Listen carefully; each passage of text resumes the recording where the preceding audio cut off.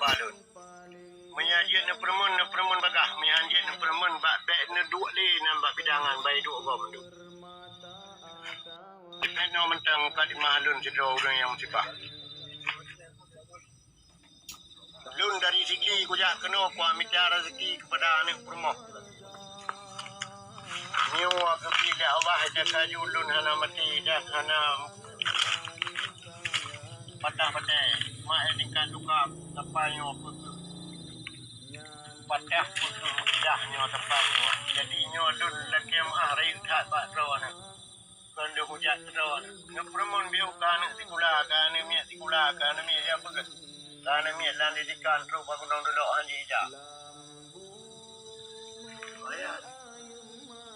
Nyok itu mentang kami mahalun kepada Bapak Camat, Bapak Bupati, Bapak Gubernur, Bapak Bamadu. Begitunya Pak Ron. Biarnya anak-anak bermun catok, kubah catok, kerak-kerak yang kuti, dan ruk yang kuti, baik-baik, jali, musibah menduma.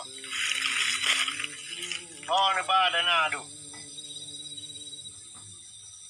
Oh, kan nebah dan adu. Menanci pimpinan Nanggro Aceh, Mualim, Jakir Ngeberagun, Malik Mahmud, dan sebagainya apa karya zaman. Dan siapapun membacutnya ke gunung dulu. Sebelum bermasalah yang paling baik ke gunung dulu, mati urius. Musibah lagi lupa. Nyolun yang nan simin watak, yang nan tungkupen, yang nan tungku birin, nyokelun. Mereka lum hana berbicara, nyokasih buat dia lun. Rawan Bamadu. Dia permun biu penunung dulu nyu kahai na depan nyu men mentang. Nyu mentang muka di Madu. Nyan barang dun yang Mamadu mah. Yang kumutang ide. Kumutang ide bati PI ide. Demi minta beri sare kan ni permoh.